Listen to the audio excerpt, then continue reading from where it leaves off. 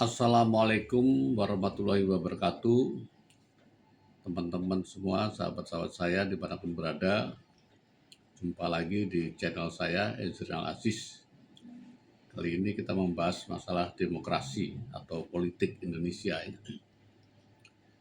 Jadi kita melihat akhir-akhir ini begitu hiruk pikuk. Kondisi di Indonesia ini menyangkut banyak hal. Misal saja Roy Suryo dan Tifa sudah ditangkap. Kemudian berita demo BEM ya untuk menghapus MBG. Tapi ini kemudian ada counternya, yaitu demo petani dan pedagang yang pro Prabowo ya, yang ingin MBG itu dilanjutkan karena merasa itu sudah dinikmati atau dirasakan manfaatnya bagi masyarakat desa-desa terutama ya. Kemudian muncul ada mantan BEM, Ketua BEM UI Tio Ardianto yang bersuara keras, yang super berani ya, mengkritisi Pak Prabowo. Kemudian ada info Jokowi keliling Indonesia versus PDIP yang bereaksi, ada kekhawatiran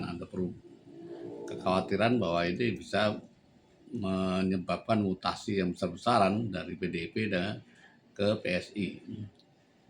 Ada yang mensinyalir seperti itu. Kemudian info korupsi MBG yang luar biasa, sampai-sampai Pak Mahfud MD ini ketua MBG ini pantas dihukum mati. Kemudian ada kasus Nadiem yang juga kontroversi. Pak Mahfud MD lagi berkomentar kalau sampai Nadiem dinyatakan bersalah, padahal tidak ada bukti-buktinya, padahal dan sebagainya, ini negeri ini akan runtuh. Itu komennya, saya kutip lagi Pak Mahfud MD. Kemudian ekonomi kita digonjang-gonjang dengan indeks harga saham gabungan yang terus melorot, nilai tukar rupiah yang terus melorot. Apakah ini karena pengaruh global, atau ada juga yang bilang ada George Soros, atau karena fundamental kita dan sebagainya. Kita dilanda itu juga ekonomi. Kemudian Pak Prabowo mengumumkan bahwa kita sudah ada kerugian sangat besar terkait dengan ekspor sumber daya alam ya, karena tipu-tipuan, ya, karena ketidakjujuran, karena rekayasa yang merekayasa ya, yang diekspor sekian tapi dilaporkan sekian, atau bikin perusahaan cangkang. Ini kerugiannya besar sekali. Jadi dari semua, saya rangkum aja dari semua peristiwa-peristiwa itu, saya melihat bahwa memang kita sedang mengalami pancaroba ya, pancaroba demokrasi, pancaroba karena semua bidang ya, politik kita katakanlah itu, ekonomi juga, hukum juga. Jadi kita dalam proses, saya menilai ini positif saja, dalam proses pematangan ya, pematangan demokrasi dan sebagainya. Terkait demokrasi ini mari kita mengutip teori dari Aristoteles, filosof Yunani, mungkin berapa ratus tahun sebelum Masehi ya. Dia sudah meramalkan ternyata Aristoteles itu tidak mendewa-dewakan demokrasi yang murni ya 100%, itu tidak akan berhasil menurut Aristoteles ya. Demokrasi yang benar-benar murni itu mungkin hanya di surga ya. Tetapi di dunia ini demokrasi yang sangat bebas itu hanya akan memunculkan, menurut dia, demagog. Demagog itu orator ulung yang berusaha menarik massa kepandaiannya berbicara, meyakinkan orang, padahal dia menuju ke arah yang tidak benar. Itu namanya demagog. Saya nggak tahu apakah itu Mas Tio atau Roy Suryo termasuk ini mudah-mudahan bukan ya. Kemudian Aristoteles menyarankan jalan tengah. Jadi memang demokrasi itu harus ada perpaduan antara oligarki, ya, elit ya, dan demokrasi itu sendiri. Maka penting sekali kelompok menengah, ya, civil society, ya, orang yang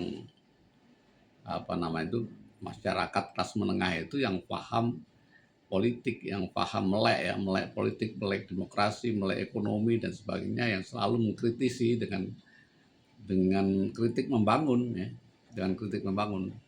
Itu sangat dipentingkan, itu menurut Aristoteles. Nah, saya ingin memberikan harapan dan masukan. Saya melihat ini sesuatu yang positif aja. Mari kita berpikir ini ujian untuk kematangan, untuk mentas dari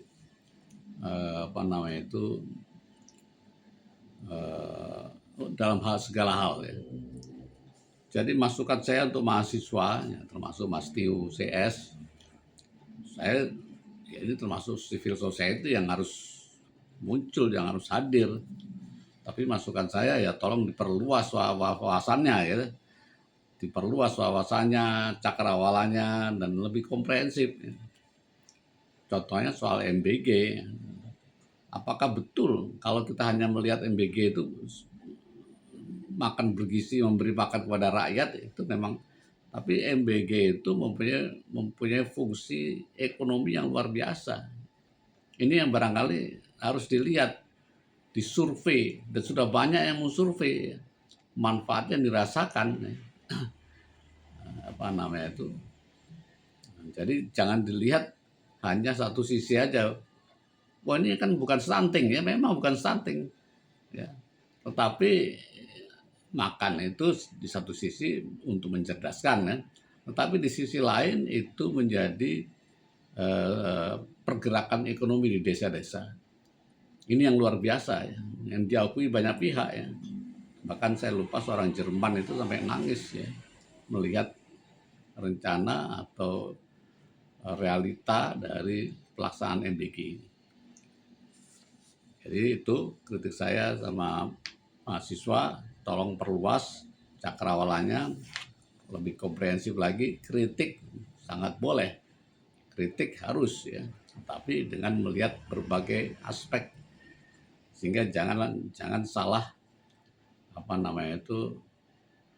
jangan justru menjerumuskan ya, menghapus MBG itu saya kira, menurut saya ya, tidak benar. Itu sesuatu yang bagus, sesuatu yang mensejahterakan kalau dihapus. Makanya ada yang protes ini ya.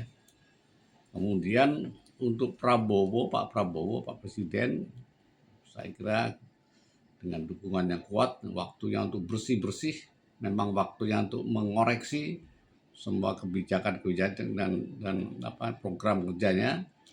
Ya, kalau MBG itu baik, tetapi ya harus dikoreksi. Saya sangat setuju dengan langkah untuk pembersihan korupsi harus kemudian juga ini ada peristiwa juga harga telur turun, itu rakyat justru menderita, petani telur itu. Ini kan nggak boleh, harusnya kan malah itu diserap dan mensejahterakan rakyat. Tetapi yang muncul dengan adanya ini adalah pengusaha kota yang punya duit, kemudian membangun ternakan ayam tanpa telur sebanyak-banyaknya karena nafsu. Ini ada dana besar sekali yang pasti dan sebagainya. Ini harus dikoreksi karena seharusnya yang menikmati itu ada rakyat kecil, koperasi, masyarakat desa, peternak kecil. Kalau kurang ya diperbesar mereka, bukan mendatangkan modal besar untuk ini. Saya kira ini perlu dikoreksi. Jadi memang seharusnya menurut saya ya MBG itu dilaksanakan pilot project dulu ya. Daerah yang terpencil, terluas, termiskin itu dulu dijadikan contoh, itu gerakannya itu bagus, maka dicontoh pihak lain baru masif. Tapi oke lah, ini nggak masalah ini kan waktunya untuk mengoreksi, waktunya.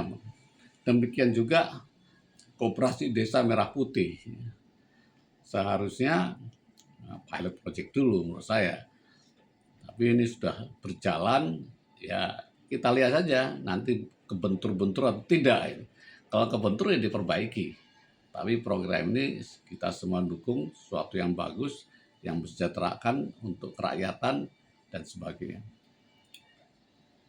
Kemudian untuk Pak Roy Suryo, ya, jadi saya melihat bahwa selama ini Mas Roy itu merasa besar, merasa kuat, merasa benar dan sebagainya hanya karena orang-orang sekelilingnya yang tepuk tangan yang jadi. Nah sekarang justru merasakan bahwa memang hukum itu berjalan ya, ketika kepentok hukum dan sekarang ditahan, ya kita lihat saja nanti proses hukumnya seperti apa.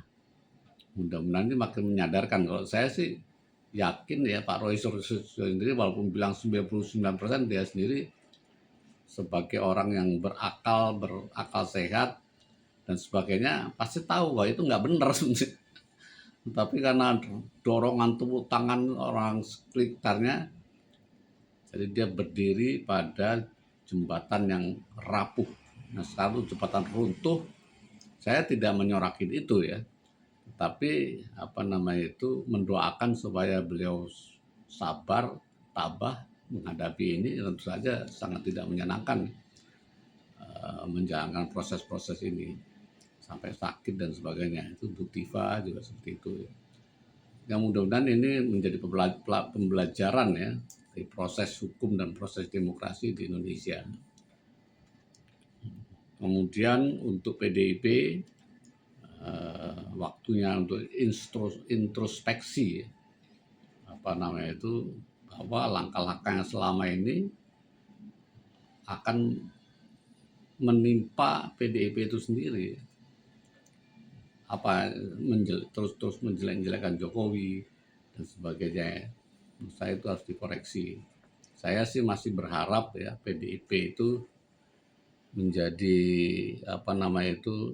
partai rakyat yang terus menjadi partai rakyat yang besar, baik, kritis dan sebagainya. Mudah-mudahan itu. Kemudian untuk PSI ya jangan jumowo, ya jangan mentang-mentang Pak Jokowi berada di situ. Nah, tetaplah rendah hati, jadilah partai solidaritas yang sesungguhnya, yang solider, yang merangkul berbagai pihak untuk kepentingan bangsa dan negara. Saya kira itu, mari kita berpikir positif terhadap gonjang-ganjing yang terjadi selama ini untuk Indonesia yang makin baik, makin makmur, makin sejahtera. Terima kasih. Assalamualaikum warahmatullahi wabarakatuh.